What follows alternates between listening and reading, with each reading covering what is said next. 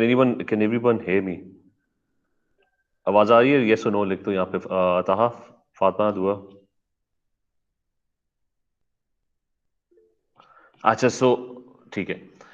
तो बस थोड़ा सा मैं वो रिकैप कर दूं कि लास्ट क्लास के अंदर हम एक चीज कर रहे थे विच वाज कि वी वर टॉकिंग अबाउट, बल्कि स्टार्ट से ही कर लेते हैं कि ऑर्डर ऑफ रिएक्शन क्या होता था, कि रेट अपने रिएक्टेंट्स के ऊपर किस तरीके से डिपेंड कर रहा है, कर भी रहा है कि नहीं कर रहा। जीरो का मतलब था कि इट डजंट डिपेंड। रिएक्शन में रिएक्टेंट कम होता जाएगा, स्पीड जिस स्पीड से वो कम हो रहा है कोई फर्क नहीं पड़ेगा। ऑर्डर वन वाज कि rate is dependent directly on the reactant concentration. ठीक है, पावर वन होगी तो इसका मतलब डायरेक्ट कि कॉन्सेंट्रेशन कम होगी, रेट भी साथ ही कम होता रहेगा, तो ग्रेडियंट जो है वो स्लोली डिक्रीज करता रहता है और ग्रेडियंट जीरो की तरफ आता रहता है। उसके अंदर हाफ लाइफ कांस्टेंट होती थी। और फिर आपके पास यू हैड ऑर्डर टू जिसके अंदर रेट कुछ ज्यादा ही डिपेंड कर रहा होता है कि अगर कॉन्सेंट्रेशन हाफ होगी the rate would become one fourth. And आपका जो टाइम लगेगा रिएक्शन वो कुछ ज्यादा लगता रहेगा। जैसे OH की कॉन्सेंट्रेशन कम होती जाएगी, हर दफा हाफ होने में टाइम डबल होता रहेगा। ठीक है, तो each successive half life is double the previous half life. ठीक है, ये सारा हमने पहले पढ़ा था। फिर उसके नेक्स्ट क्लास के अंदर वी स्टडीड के ये ऑर्डर जीरो वन टू होते क्यों हैं। तो उसका ताल्लुक उसके मैकेनिज्म के साथ था कि you had mechanisms, different mechanisms of different reactions. एक ये न्यूक्लियोफिलिक सब्स्टिट्यूशन का मैंने बनाया था कि जिसके अंदर OH आके Cl को सब्स्टिट्यूट करता है, हैलोजन को सब्स्टिट्यूट करता है। And the way it does it is कि पहला दो स्टेप्स होते हैं हैलोजनो एल्केन में। पहले Cl टूट के अलग होता है, ठीक है, और ये कार्बोकैटायन बनता है। फिर अगले स्टेप में OH आयंस वो आते हैं और वो जाके उस पॉजिटिव कार्बोकैटायन के साथ अटैच हो जाते हैं।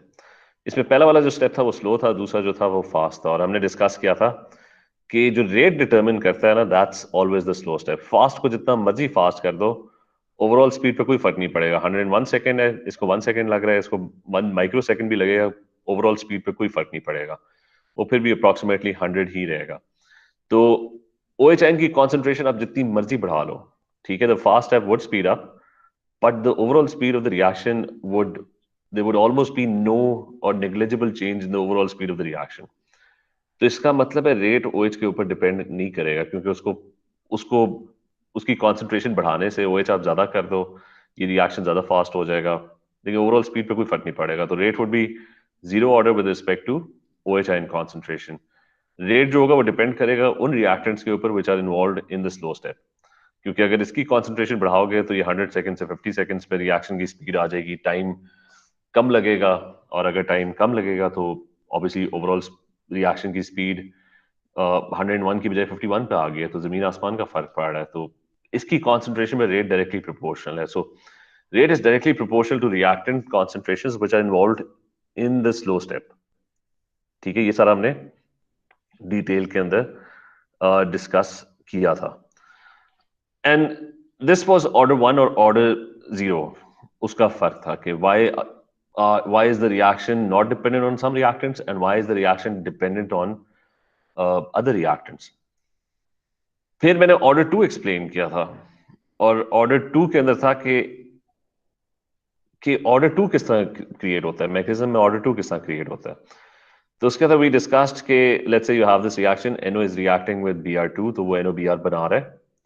उसका मैकेनिज्म ये है कि NO पहले Br2 को अटैक करता है, एक Br अपने साथ जोड़ लेता है और one of the Br atom breaks away, and then the other Br atom जो कि घूम रहा था वो फिर दूसरे NO के साथ जुड़ के it forms another NOBr molecule. इस तरह आपके पास दो NOBr बन जाते हैं। तो इसके अंदर हमने किया था कि if this one is the slow step, तो इसका मतलब है कि रेट जो है ना वो इन दोनों के ऊपर डिपेंड कर रहा है। ठीक है, it's dependent on Br concentration and it's dependent on NO concentration. ठीक है, जो हमने पहले डिस्कस किया था कि फास्ट स्टेप के ऊपर तो डिपेंड ही नहीं कर रहा है, इनकी कॉन्सेंट्रेशन जितनी मर्जी बढ़ा दो, फास्ट स्टेप तेज होने से ओवरऑल स्पीड ऑफ रिएक्शन पे फर्क नहीं पड़ेगा, स्लो वाले को तेज करोगे तो रिएक्शन स्पीड अप करेगा। सो वी डिस्कस्ड कि अगर आप Br की कॉन्सेंट्रेशन बढ़ाओगे NO की कॉन्सेंट्रेशन, तो रेट उन Br और NO के ऊपर डिपेंड करेगा। लेकिन फिर हमने देखा कि Br जो है that's an intermediate, that's not even your reactant. ठीक है, it's an intermediate that is produced in the previous step। तो B R was produced in the previous step, और बीआर की कॉन्सेंट्रेशन खुद डिपेंड कर रही है बीआर टू और एनओ की कॉन्सेंट्रेशन के ऊपर, मतलब इन दोनों की कॉन्सेंट्रेशन ज्यादा होगी तो बीआर की कॉन्सेंट्रेशन ज्यादा होगी। तो जब हम कहते हैं कि rate is dependent on BR concentration, what we indirectly mean is कि rate is actually dependent on NO and BR two, क्योंकि वो बीआर की कॉन्सेंट्रेशन डिटर्मिन कर रहे हैं। ठीक है, इन दोनों की कॉन्सेंट्रेशन ज्यादा होगी तो फिर जाके बीआर की कॉन्सेंट्रेशन ज्यादा होगी। तो जब हम कहते हैं rate is dependent on BR concentration, what we actually mean is कि rate is dependent on NO and B R two. ठीक है, तो बी आर हटा दो क्योंकि B R was an intermediate and B R concentration was dependent on NO and B R two. तो इस तरह वो आपकी रेट इक्वेशन के अंदर रेट की जो रिलेशनशिप है उसके अंदर ये दोनों भी एंट्री मार लेते हैं। और जब आप इन तीनों को कंबाइन करो तो पता लगता है एनओ दो दफा आ रहा है, तो इसका मतलब है एनओ स्क्वायर्ड हो गया, और बी आर टू जो है वो सिर्फ एक दफा आ रहा है, तो इसका मतलब है एनओ के ऊपर इट्स ऑर्डर टू।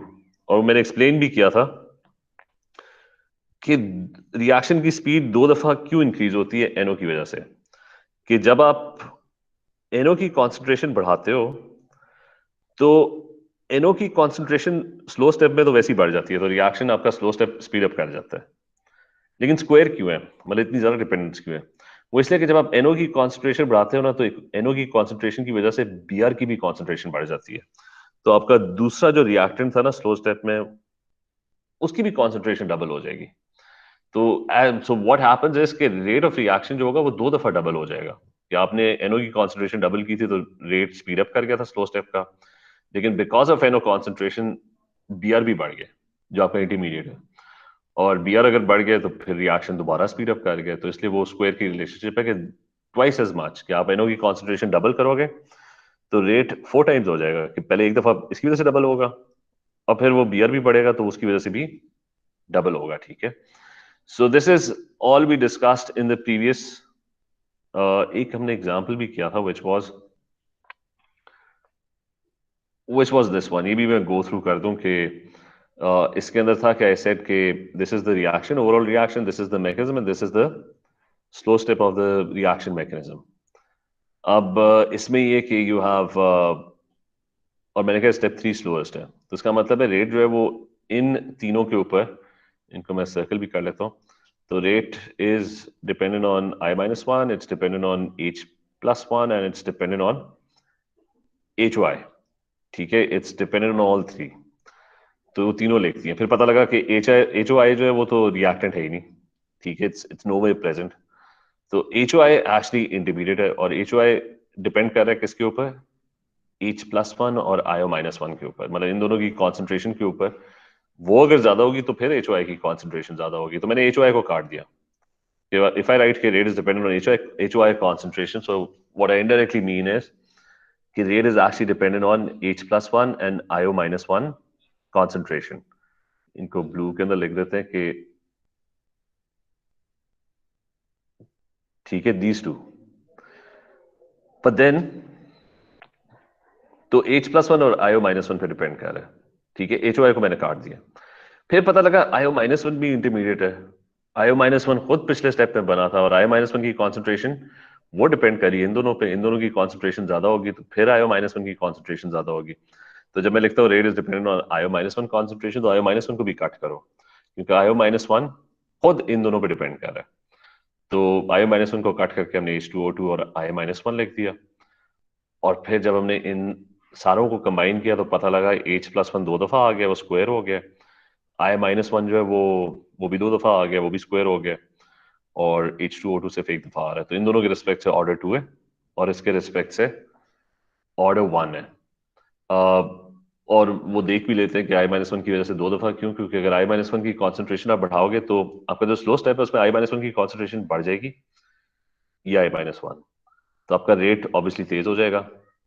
लेकिन आई माइनस वन की अगर कॉन्सेंट्रेशन बढ़ाओगे तो आईओ माइनस वन की बढ़ जाएगी, आईओ माइनस वन की बढ़ाओगे तो एच की भी कॉन्सेंट्रेशन बढ़ जाएगी। तो as a result because of I minus one, एक तो आई माइनस वन की कॉन्सेंट्रेशन स्लो स्टेप में वैसी बढ़ रही है, लेकिन because of I minus one H की भी कॉन्सेंट्रेशन बढ़ रही है, तो इसकी वजह से रिएक्शन स्पीड अप करेगा और फिर एक और दफा इसकी वजह से स्पीड अप करेगा। तो अगर आप आई माइनस वन की कॉन्सेंट्रेशन डबल करोगे तो रेट डबल नहीं होगा, वो फोर टाइम्स हो जाएगा, वो दो दफा डबल होगा। एक तो आई माइनस वन उसकी वजह से स्पीड अप करेगा और फिर दोबारा I-1 IO-1 को ज्यादा कर देगा, IO-1 HOI को ज्यादा कर देगा, तो HOI की वजह से भी रिएक्शन स्पीड अप कर जाएगा, हेंस स्क्वायर ऑर्डर 2। अच्छा, यहाँ तक ये मैंने कल वैसे डिटेल में किया था। यहाँ तक क्लियर है सारों को? Reeba, is this Moosa clear है? जिन लोगों ने मिस किए, Taha, Abdulrahman, is this clear? जी सर। Yes sir. और ये हम अभी जाके जब पास पेपर्स करेंगे तो उसके अंदर फिर और इस तरह की चीजें हम एक्सपीरियंस करेंगे। खैर, जस्ट टू सम अप कि देयर वाज, ग्राफ से पता लगता है ऑर्डर, सेकंड मैकेनिज्म से पता लगता है, ठीक है, और मैकेनिज्म एक्चुअली डिसाइड करता है कि ऑर्डर क्या है। लेकिन मसला है कि अक्सर रिएक्शंस का मैकेनिज्म हमारे पास होता ही नहीं है, ठीक है। मसला ये है कि मतलब मैकेनिज्म्स फिगर आउट करना, वी हैवंट फिगर आउट कि how do all reactions actually take place. तो one of the biggest challenges is कि we don't know what the mechanisms are. तो फिर तीसरा तरीका आ जाता है। तीसरा तरीका है कि आप एक्सपेरिमेंट परफॉर्म करो और सिंपल देख लो कि आपके पास ये रिएक्शन है, ये दो रिएक्टेंट्स है आपके, किसी एक रिएक्टेंट की कॉन्सेंट्रेशन डबल करके देखो। अगर रेट पे कोई फर्क नहीं पड़ा तो उसका मतलब है वो जीरो ऑर्डर है। अगर रेट प्रोपोर्शनली इंक्रीज हो रहा है, मतलब आप कॉन्सेंट्रेशन O2 की बढ़ाते हो और रेट भी इंक्रीज हो जाता है डायरेक्टली, तो उसका मतलब है कि ऑर्डर 1 है। और अगर आप O2 की कॉन्सेंट्रेशन बढ़ाते हो, डबल करते हो और रेट 4 टाइम्स हो जाता है, या ट्रिपल करते हो और रेट 9 टाइम्स हो जाता है, उसका मतलब है स्क्वायर की रिलेशनशिप है। तो ये तीसरा तरीका है, सिंपल, डू डू 3 एक्सपेरिमेंट्स। तो अक्सर आपको टेबल इस तरह का बना हुआ मिलेगा जिसके अंदर डिफरेंट रिएक्टेंट्स वगैरह, दे वुड बी, उनकी कॉन्सेंट्रेशन ऑल्टर करके और रेट उसने कैलकुलेट किया हुआ होगा, पहले से किया हुआ होगा, तो वो आपको दिया हुआ होगा। तो आपने सिंपली ये करना है, आपने इस टेबल को रीड करना है और आप कंपेयर करोगे एक्सपेरिमेंट्स, ठीक है। फॉर एग्जांपल एक्सपेरिमेंट्स 1 एंड 2 को, if you compare experiments 1 and 2, तो आपने उस तरह के एक्सपेरिमेंट्स कंपेयर करने where only one of the reactants changes, क्योंकि दो रिएक्टेंट्स हैं। अगर दोनों चेंज हो रहे हो ना, तो यू डोंट नो कि रेट किसकी वजह से चेंज हुआ है। मतलब अगर मैं लेट्स से 1 और 3 को कंपेयर करता हूं, तो NO की कॉन्सेंट्रेशन 0.005 से 0.01 हो रही है, डबल हो रही है, और ऑक्सीजन भी 1.5 टाइम्स इंक्रीज हो रहा है, 50 से 75 हो रहा है। तो आपको नहीं पता कि रेट जो है वो इसकी वजह से चेंज हुआ है या इसकी वजह से चेंज हुआ है, किसके ऊपर डिपेंड कर रहा है। तो remember, when you compare experiments, जब आपने फिगर आउट करना होता है, तो मेक श्योर कि एक रिएक्टेंट की कॉन्सेंट्रेशन चेंज हो रही हो जिसको आप इन्वेस्टिगेट कर रहे हो, कि उसका ऑर्डर आप चेक कर रहे हो, बाकियों की कांस्टेंट होनी चाहिए ताकि वो मैटर ना करे। तो अगर आप एक्सपेरिमेंट्स 1 और 2 को कंपेयर करोगे तो यहाँ पे NO की कॉन्सेंट्रेशन पे तो कोई फर्क पड़ा नहीं है, तो इसका मतलब है इसने तो रेट को अफेक्ट किया नहीं है। O2 की कॉन्सेंट्रेशन 1.5 टाइम्स होगी। ये 1.5 टाइम्स के साथ निकाला है, इस वैल्यू को इस वैल्यू से डिवाइड कर दो, यू विल गेट कि वो किस फैक्टर से चेंज हुआ है। तो रेट कितना टाइम्स चेंज हुआ है, वो भी इस वैल्यू को इस वैल्यू से डिवाइड करो तो पता लगता है 1.5 टाइम्स। तो इसका मतलब है कि जो आपने चेंज यहाँ पे की थी वही चेंज यहाँ पे रिफ्लेक्ट हुई है रेट के अंदर। तो इसका मतलब है ऑर्डर 2 है with respect to, sorry, order 1 है विद रिस्पेक्ट टू O2, कि O2 increases by 1.5 times and rate also increases by 1.5 times. तो इसका मतलब है डायरेक्टली प्रोपोर्शनल है, और ये रिलेशनशिप है, rate is directly proportional to O2। तो पेपर के अंदर भी आंसर है इसी तरह एग्जैक्टली वर्डेड होना चाहिए कि यू कंपेयर, आप बताओगे कौन से एक्सपेरिमेंट्स को आप कंपेयर कर रहे हो, और आप बताओगे कि O2 में कितनी की चेंज आई है और रेट के अंदर कितनी की चेंज आई है, और फिर आप उसके हिसाब से फिर फिगर आउट करोगे कि रिलेशनशिप क्या है। सिमिलरली, अगर NO का ऑर्डर चेक करना है, तो NO की कॉन्सेंट्रेशन चेंज होनी चाहिए, the other reactant should remain constant. So in that case you compare experiments 2 and experiments 3। तो वो जब आप कंपेयर करोगे तो पता लगता है कि जी NO डबल हो रहा है, ठीक है, 0.005 से 0.01, इसको इससे डिवाइड करो तो फैक्टर पता लग जाएगा। O2 में कोई फर्क नहीं पड़ा, तो O2 रेट को अफेक्ट नहीं कर रहा होगा। अच्छा, रेट कितने टाइम्स, 3 से 12 हो गया, तो 4 टाइम्स हो गया। तो इसका मतलब अगर आपने डबल किया NO को, रेट 4 टाइम्स हो गया, तो दैट मीन्स कि इट्स ऑर्डर 2, दैट मीन्स के रिलेशनशिप स्क्वायर की है, ठीक है। तो ये तीसरा मेथड है which is the experimental method, ठीक है। ये भी क्लियर है? Is this clear to everyone? Fatima, is this clear? Hasan, clear है? सारा, ये सुनो। Yes, sir. Yes sir, clear. अच्छा सॉरी, मैं, आप लोगों को ना टाइप करना पड़ेगा क्योंकि मैं I think my speaker is definitely not working. ठीक है, बस टाइप करो, बोलने का फायदा नहीं है क्योंकि मेरा स्पीकर ही काम नहीं कर रहा। अच्छा, सो तो मैं चेक करता रहूंगा ये चार्ट। अब आगे थोड़ा सा मूव करते हैं। हमने एक्चुअली तीनों चीजें, मेन चीजें जो है ना, दे हैव बीन कवर्ड। ठीक है, all three main things they have been covered. अब थोड़ा सा ना, ये खासतौर पे P5 के अंदर, इवन P4 के अंदर भी ये चीजें आ जाती हैं। अच्छा, कंपैरिजन के लिए एक तो पॉइंट ये, अब थोड़ा सा एक्सपेरिमेंटल, कि एक्चुअल लैब के अंदर जाके ना, how would you do P5 से रिलेटेड ये चीजें। ठीक है, और ऑब्वियसली P4 के अंदर भी ये चीजें आ सकती हैं। So we gonna focus on कि एक्चुअल लैब में जब आप एक्सपेरिमेंट परफॉर्म करो, मैं टेक्निकल डिटेल्स में जा रहा हूँ। मतलब कॉन्सेप्ट तो हमने एक्सप्लेन कर लिया, ठीक है, कि करना क्या है। तो थोड़ा सा वो experimental details, practical details. First thing is, for comparison purposes,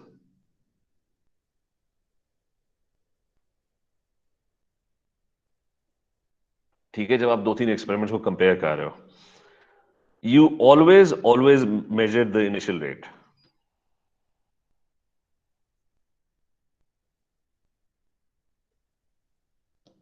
क्योंकि मसला ये है कि कोई भी आप चेंज प्लॉट कर रहे हो, ठीक है, for example you are changing, ये रिएक्शन है आपके पास Mg plus 2HCl and they're producing MgCl2 plus H2 gas। तो आप कोई भी रिएक्शन, तो आप उस जब ग्राफ बनाओगे ना, तो यूर प्लॉटिंग, क्योंकि सबसे बड़ा जो मसला है ना, कंसंट्रेशन आप मेजर नहीं कर सकते। एक रिएक्शन चल रहा है, you can't really measure concentration while the reaction is going on. वो भी हम देखेंगे, you can actually measure that, लेकिन सबसे इम्प्रैक्टिकल चीज है कि आपके पास ना एक रिएक्शन चल रहा है, रिएक्शन खत्म हो जाता है 2 मिनट में, तो रिएक्शन खत्म हो जाता है। Mg का पीस डाले HCl के अंदर, तो उसमें हर 5 सेकंड के बाद आप कॉन्सेंट्रेशन किस तरह मेजर करोगे? ठीक है, so that's the most impractical thing. तो you plot any change with respect to time. यानी इस केस में ये हमने पहले किया हुआ है कि आप कोई भी चेंज, जिस तरह वॉल्यूम ऑफ H2 गैस है, ठीक है, you can plot the volume of H2 gas, and if you do that, तो यूजली ग्राफ, अच्छा, यूजली ग्राफ आपको इस तरह का मिलेगा कि शुरू में बड़ी तेजी से H2 गैस बनी है, फिर Aahista Aahista reactants get used up, और फिर रिएक्शन कांस्टेंट हो गया, ठीक है। तो यूजली आपको ये ग्राफ मिलेगा। Now the problem is, reaction does not have one rate. ठीक है, वो टाइम के रिस्पेक्ट से, कि शुरू के अंदर it's very fast, then after some time the reaction kind of slows down, gradient कम हो रहा है, और फिर वो कंप्लीटली फ्लैट हो गया, ठीक है, completely the gradient is now, ठीक है, the gradient is now zero. तो टाइम के रिस्पेक्ट से द रिएक्शन, मतलब इन्फिनिट रेट्स हैं रिएक्शन के, कि टाइम t=0 पे ये स्पीड थी, टाइम t=0 पे gradient is this one, and it continuously keeps changing. ठीक है, every time you have a different gradient. So always remember that initial rate, time t=0,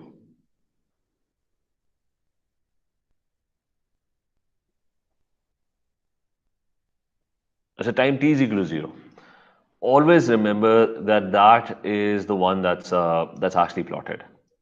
ठीक है, इनिशियल रेट। और initial rate plot करने का तरीका ये है कि, और ये आपसे कैलकुलेट करने को भी आएगा, आप, क्योंकि ग्रेडियंट का मसला है, gradient should touch eight one point. ये t=0 पे ग्रेडियंट बनाना इसलिए मुश्किल है क्योंकि लाइन आगे जा ही नहीं रही। तो आपकी जो लाइन होगी वो बहुत वेरी कर सकती है, मतलब यू वोंट नो कि ग्रेडियंट एक्चुअली क्या है। ठीक है, मतलब फॉर एग्जांपल आप इस तरह करके भी बना सकते हो। तो हाउ वुड यू डिसाइड कि ये लाइन इनिशियल रेट बनाना किस तरह? What you can do is कि आप सिंपली उस पे ना, जीरो पे और यहाँ पे ना, स्टार्ट में 2 पॉइंट्स ले लो। ठीक है, मतलब परफेक्ट होने की जरूरत नहीं है, बस बिल्कुल इनिशियली ना, make 2 points and make sure your line actually passes those 2 points।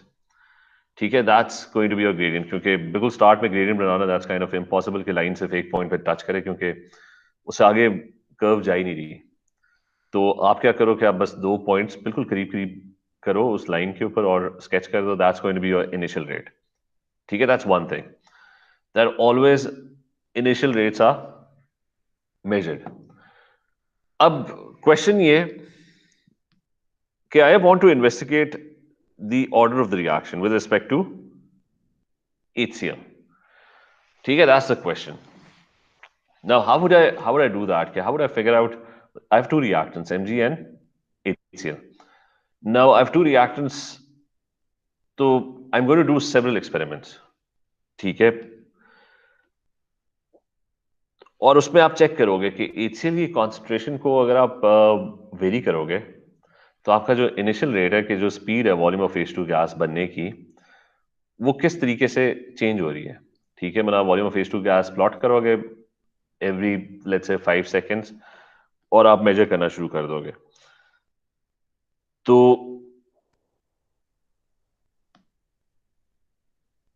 so what you can do is कि you can do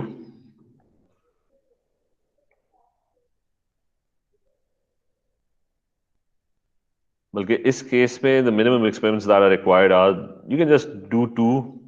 I mean that's the minimum experiments.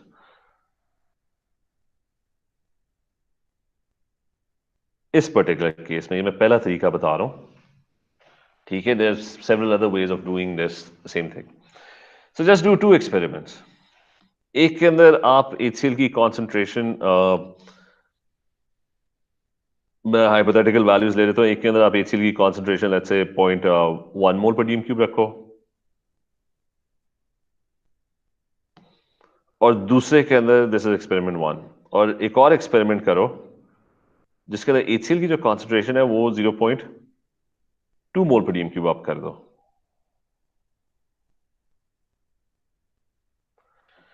ठीक है, so you do two experiments. अब जो 0.1 mole पर DM cube जो reaction होगा that's obviously going to be slower. ठीक है, ये वो भी पता है कि कॉन्सेंट्रेशन कम होगी तो रिएक्शन जो होगा वो स्लो होगा। ठीक है, लेट्स इट्स 1। इसका भी आप जाके इनिशियल रेट मेजर करोगे। बिल्कुल स्टार्ट के अंदर आप लाइन के ऊपर ही ना, वो जो ग्रीन लाइन है बिल्कुल स्टार्ट के ऊपर, आप उस ग्रीन लाइन के ऊपर यू कैन प्लॉट 2 पॉइंट्स, और उसका ग्रेडियंट निकाल लो। ठीक है, that's what you going to do. और दोनों के इनिशियल रेट पे कंपेयर करोगे किसी रेट पे फर्क क्या पड़ा है। ठीक है, you do experiment 1 and experiment 2। लेकिन practical details what needs to be looked after. ठीक है, पेपर 5 से रिलेटेड ये चीजें कि आप mg का पीस डाल रहे हो, every other variable has to be, पहले तो यहां पे लिख लेते हैं। मेन टास्क है कि चेंज HCl, आपने क्या करना है, आपने एक्सपेरिमेंट में change HCl concentration and you major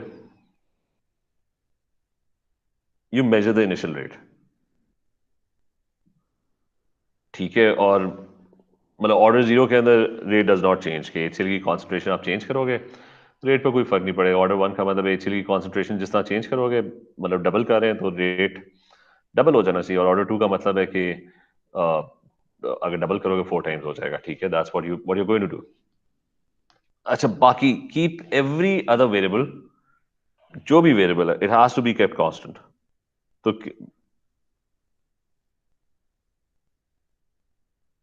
fair comparisons के अंदर, क्योंकि आपने सिर्फ HCl को आइसोलेट करना है और उसकी कॉन्सेंट्रेशन को आइसोलेट करना है, तो कीप एवरी अदर वेरिएबल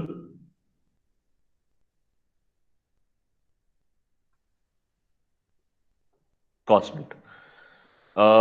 तो क्या क्या वेरिएबल्स इसके अंदर सोच लो कि क्या क्या वेरिएबल्स कांस्टेंट रखने चाहिए। द नंबर 1 इज कि आप mg, ठीक है, उसकी मास, उसकी साइज ऑफ पार्टिकल्स जो आप यूज कर रहे हो, मतलब अगर आप पाउडर्ड फॉर्म यूज करो, सारों के अंदर एक ही तरह का पाउडर्ड फॉर्म यूज करो, क्योंकि उससे फर्क पड़ेगा सरफेस एरिया। ठीक है, that's that's going to alter that's going to alter the speed. You don't want that to alter the speed. तो mg को कांस्टेंट रखना है, उसकी शेप शक्ल वगैरह सब कुछ. सेकेंड है कि टेम्परेचर एंड प्रेशर, क्योंकि एक तो वो they affect reaction speed but they also affect the volume of H2 gas that's being collected. और टेम्परेचर या प्रेशर में चेंज आएगा तो जो गैस होगा वो गैस कंप्रेसिबल होती है और गैस एक्सपैंड करती है with respect to temperature. So it's going to get altered. ठीक है, तो तो क्या होगा, speed of reaction would be affected, simply rate would be affected.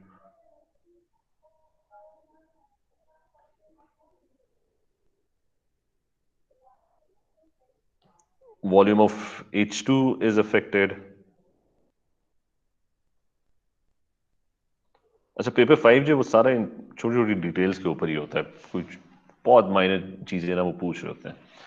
आसान होता है बहुत, लेकिन वो मसला वो इतनी डिटेल और बहुत ही माइनर माइनर चीजें पूछ रहे होते हैं. अच्छा, number 3 and the third one is important.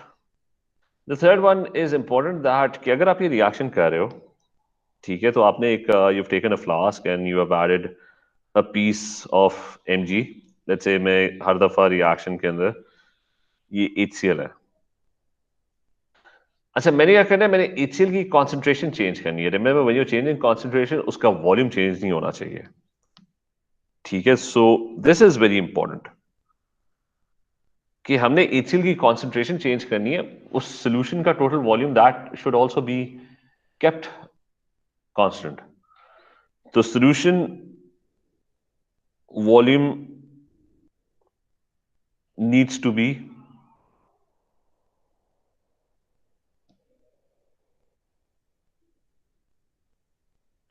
तो उसका एक तरीका होता है कि आप एक्सपेरिमेंट, मतलब आपके पास लेट्स से 0.2 मोल पर डीएम क्यूब HCl गिवन है, तो अगला एक्सपेरिमेंट जब करोगे तो उसको डाइल्यूट करना है, 0.1 कर देना है. ठीक है, तो how would you actually dilute it? तो आप ये करते हो कि आप बीच में वाटर ऐड करते हो कि वॉल्यूम ऑफ HCl. ठीक है, so you have volume of HCl और लेट्स से आपको गिवन है स्टार्ट के अंदर एक्सपेरिमेंट में 0.2 मोल पर डेसीमीटर क्यूब HCl गिवन है. What you going to do is कि एक कॉलम बना लोगे वाटर या वॉल्यूम ऑफ वाटर का.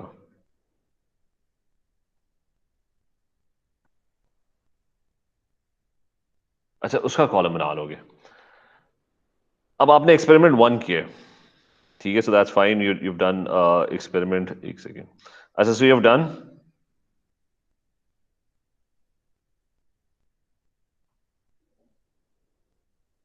Now you're done with experiment 1. So if you're done with experiment 1 में क्या करना है कि HCl की let's say वॉल्यूम आप ले रहे हो और कोई भी वॉल्यूम ले रहे हो, 100 cm क्यूब ले रहे हो. ठीक है, आप ही डिजाइन कर रहे हो, 100 cm क्यूब HCl लिए और वाटर उसके अंदर 0 cm क्यूब ऐड किया, यानी नो डाइल्यूशन. तो इसका मतलब है कि HCl की कॉन्सेंट्रेशन क्या होगी, वही होगी, क्योंकि आपने पानी तो ऐड नहीं किया, डाइल्यूट किया नहीं है. तो it's going to remain 0.2 mole पर डेसीमीटर क्यूब. फिर एक्सपेरिमेंट 2 में क्या करोगे? What you're going to do in experiment 2 is कि HCl का वॉल्यूम आप कम कर दो 50 cm क्यूब और बीच में आपने 50 cm क्यूब वाटर ऐड कर देना है. नाउ दैट ऑटोमेटिकली मींस कि कॉन्सेंट्रेशन की आधी होगी है, क्योंकि आपने जो मोल्स ऐड किए हैं वो आधे डाल दिए और बाकी पानी डाल दिए. You have the same. तो आपकी जो डाइल्यूशन है that's you have diluted by half. कि दिस वन वाज 0.2 मोल पर DM cube, the first one, क्योंकि उसके अंदर आपने वाटर कोई नहीं ऐड किया था. तो दैट वाज 0.2 मोल पर डीएम क्यूब. अगला जो एक्सपेरिमेंट है उसके अंदर HCl की concentration, you use the same solution but you added water और उसकी कॉन्सेंट्रेशन जो है वो अब 0.1 मोल पर डेसीमीटर क्यूब हो गई है. ठीक है, so that's how you going to change the concentration. कि अगर आपको एक पर्टिकुलर सोल्यूशन दिया हुआ है और आपने एक्सपेरिमेंट करना है और आपने डिफरेंट कॉन्सेंट्रेशंस क्रिएट करनी है उसे एक पर्टिकुलर सोल्यूशन से, डाइल्यूशन करनी किस तरह, you keep adding water to it, ठीक है, लेकिन इस तरह वाटर ऐड करना है कि वो जो भी रिएक्टेंट होगा उसको आप कम करते रहो, वाटर ज्यादा करते रहो। तो डाइल्यूशन इसी फैक्टर से, अच्छा रिमेंबर डाइल्यूशन का जो फैक्टर होगा वो यही होगा कि अगर 100 से 50 हुआ है तो हाफ होगी है कॉन्सेंट्रेशन। अगर मैंने कॉन्सेंट्रेशन हाफ ना करनी होती, अगर मैंने लेट्स से उसे 1/4 करना होता, तो फिर मैं इसको उसी रेशो से फॉलो करो, अगर 100 सीएम क्यूब डाला है तो इसको 25 सीएम क्यूब कर दो, इसको 75 सीएम क्यूब कर दो, तो वो 1/4 हो जाएगी, यानी 0.05 मोल पर डीएम क्यूब हो जाएगी। बल्कि कर लेते हैं कि let's say I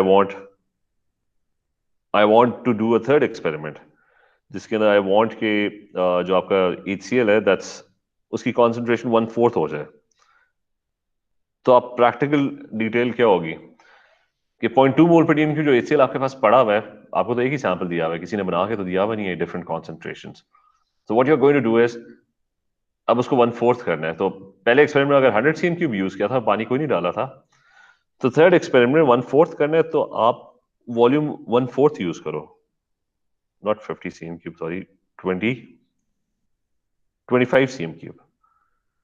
total volume constant रहना चाहिए, तो ये अब 75 सीएम क्यूब उसमें वाटर ऐड कर दो। So that means your concentration has now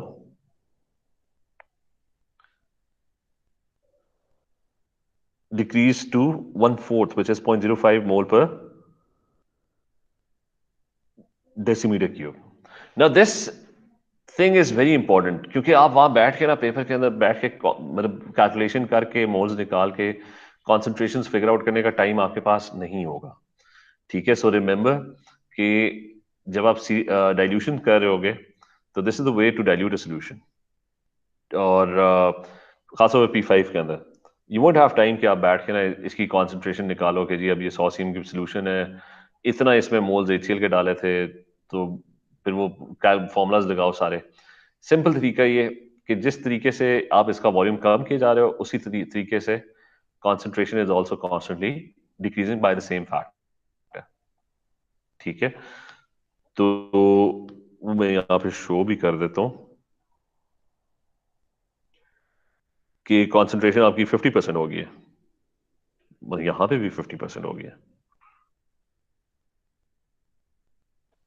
उसको आपने फर्दर 50% और रिड्यूस कर दिया, तो यहां पे भी फर्दर 50% और रिड्यूस हो गई, यानी अगर अगर पहले के साथ कंपेयर करोगे तो वो 1/4 हो जाएगी, तो यहां पे भी concentration is 1/4। So is this point clear to everyone? Yes और नो? क्लियर है ये? ताहा, Ahmad, Rehan? So far, so good.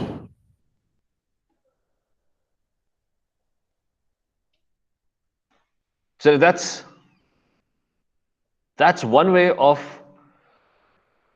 measuring the order of a reaction with respect to HCl. अच्छा, क्योंकि रिमेंबर दिस ऑल्सो कि हम क्योंकि कॉन्सेंट्रेशन के साथ इन्वेस्टिगेट कर रहे हैं, 5 फैक्टर्स है जो डिटर्मिन करते हैं, टेम्परेचर वगैरह भी, उसमें प्रेशर भी, और उसमें सरफेस एरिया भी। हम बाकी फैक्टर्स को, उनका कोई एक्सपेरिमेंट नहीं आएगा आपको, आपको सिर्फ जो एक्सपेरिमेंट आएंगे वो सॉल्यूशंस की कॉन्सेंट्रेशन ऑल्टर करने में आएंगे। अच्छा, then there is another thing which is कि what if the reaction is something like this. Okay, there is sodium carbonate. अच्छा, so there is sodium carbonate and, और मैंने वही करना है, HCl के साथ वो रिएक्ट कर रहा है, it's forming NaCl and forming water and also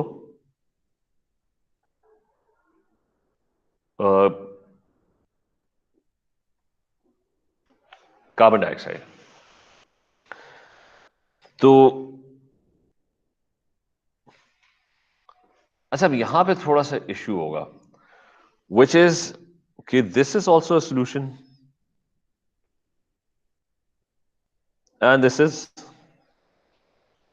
also a solution, ठीक है, both of them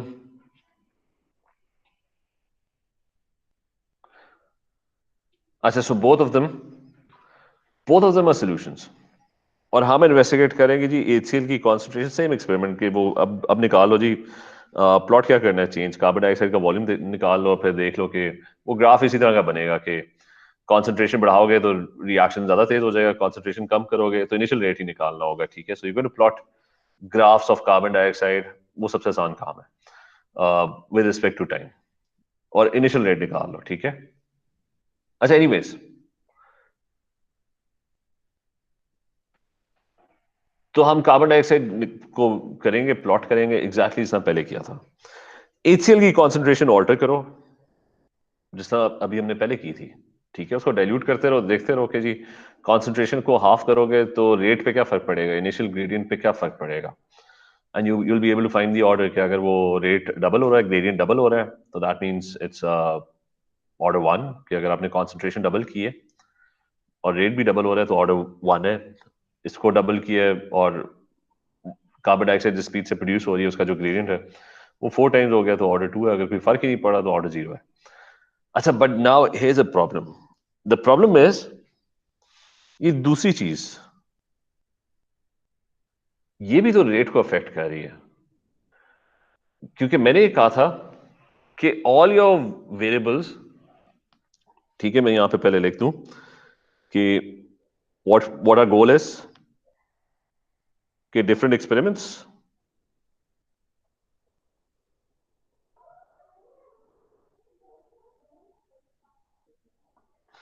perform different experiments, you vary HCl's concentration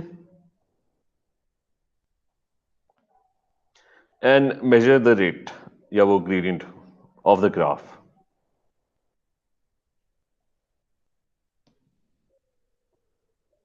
ठीक है, that's what you suppose to do, जो अभी हमने पहले किया है। और मैंने कहा था कि keep all other variables constant, temperature, pressure, जो मर्जी है, इवन वॉल्यूम ऑफ HCl जो यूज कर रहे हो वो भी कांस्टेंट रहना चाहिए। लेकिन अब सोडियम कार्बोनेट एक सोल्यूशन है, इसने मसला क्रिएट कर दिया, क्योंकि ये कांस्टेंट रह ही नहीं रहा। क्योंकि जैसे ही रिएक्शन स्टार्ट होगा तो क्या होगा, ये रिएक्ट करना शुरू कर देगा, और ये रिएक्ट होना शुरू हो जाएगा तो ये कम होना शुरू हो जाएगा। और अगर ये कम होना शुरू हो जाएगा तो ये भी तो स्पीड ऑफ रिएक्शन को अफेक्ट कर रहा होगा। क्योंकि अगर ये कम होगा, इसकी कॉन्सेंट्रेशन कम होगी, इनकी कोलिजन्स कम होंगी, तो रेट ऑब्वियसली अफेक्ट होगा। तो व्हेन रिएक्शन स्टार्ट्स,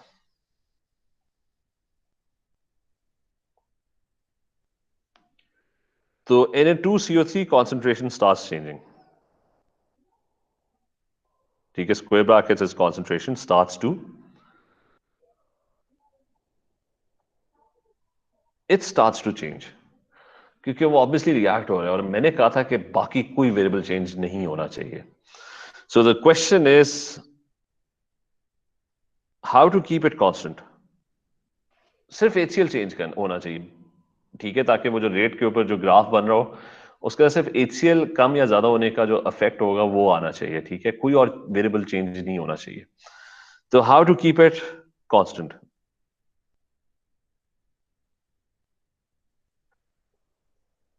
तो सिंपल तरीका है, उसको इतना एक्सेस में डाल दो कि वो अगर थोड़े बहुत रिएक्ट भी कर जाए, आप इसके 50,000 मोल्स डाल दो सोडियम कार्बोनेट के, रिएक्शन के अंदर तो एक आध मोल ही यूज होगा ना जो HCl के साथ रिएक्ट करेगा।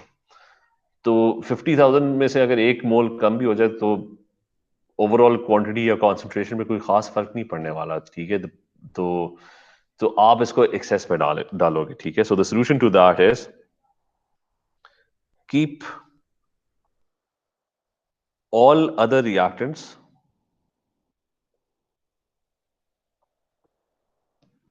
इन लार्ज एक्सेस। इतना ज्यादा बीच में ऐड कर दो कि अगर वो थोड़े बहुत रिएक्ट भी कर जाए तो उनकी टोटल अमाउंट में कोई जमीन आसमान का फर्क ना पड़े।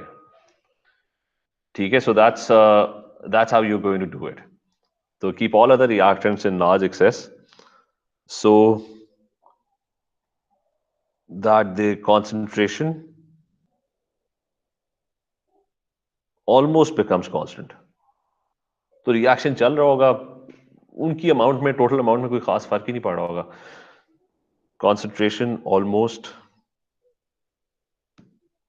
remains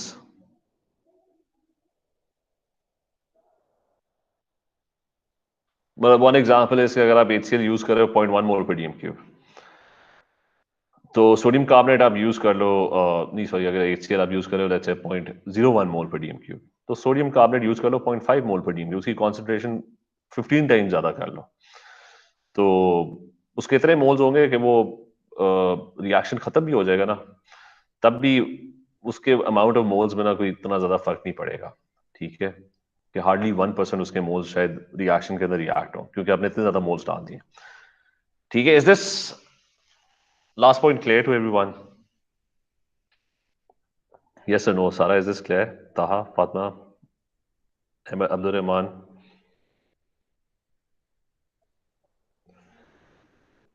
चले ठीक है। अच्छा अभी वो एक्सपेरिमेंट वाला और ये P5 रिलेटेड चीजें जो है ना, ये अभी ऑब्वियसली खत्म नहीं हुई, ये मैं काफी डिटेल में अभी पहला तरीका बताया, ठीक है। There is another method of finding a rate of reaction, और रिमेंबर ये P5 का ये जो चीज है ना, this is mostly related to P5, P4 में भी आ सकता है लेकिन आता भी है, but mostly related to P5 जो एक्सपेरिमेंटल प्रैक्टिकल डिटेल्स हैं, ठीक है। सो विल कल स्कूल है ना, किसी को पता है कल स्कूल है? मैं चेक कर लेता हूँ, कल हम इसको कंप्लीट कर लेंगे, ठीक है। तो वो जो दूसरी चीज है, right now if you have questions you can ask questions, या फिर write present in the chat and then you can leave the class, ठीक है। ओके, टेक केयर, अल्लाह हाफिज।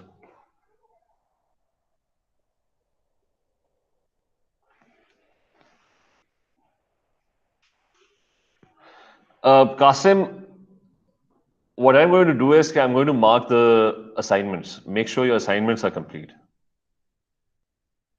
ठीक है। जस्ट मेक श्योर कि वो असाइनमेंट्स वो मैं मार्क करूंगा, make sure the assignments are, नहीं, the one on the Google classroom, ये मैं शो कर देता हूँ, जस्ट 1 सेकेंड, ये मैं फिर से शो करो, मेक श्योर मैं गूगल क्लासरूम में जाओ तो क्लास वर्क के अंदर ये P5 वाली असाइनमेंट्स थी, those are not my assignments. ये रेट ऑफ रिएक्शन की असाइनमेंट दी हुई है, फिर ये एनर्जेटिक्स है, और इक्विलिब्रियम भी दिया था मैंने मेरे ख्याल से, वेट सेकेंड, नहीं वेयर इज, तो जो यहाँ पे पड़ी हुई है rate of reaction,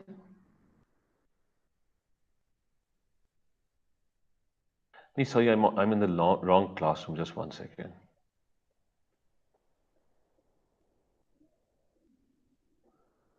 this one, ठीक है। इसमें एक केएसपी के दो क्वेश्चंस दिए थे, इक्विलिब्रियम दिया हुआ था फर्स्ट 20 पेजेस, इलेक्ट्रोकेमिस्ट्री की वर्कशीट दी थी, इसमें भी फर्स्ट 15 पेजेस थे, ये हम साथ साथ ट्रांजिशन मेटल्स के भी फर्स्ट 15 पेजेस थे, तो ये 3 असाइनमेंट्स थी, ठीक है। You everyone has to complete those 3 assignments, ठीक है।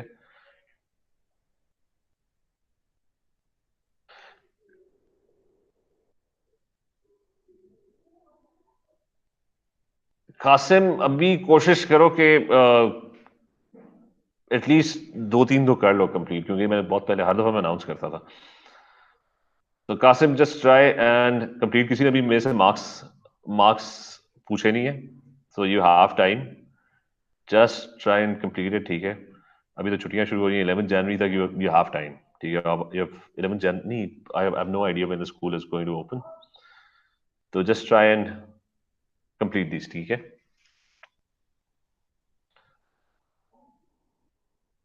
चले ठीक है, ओके, टेक केयर, अल्लाह हाफिज।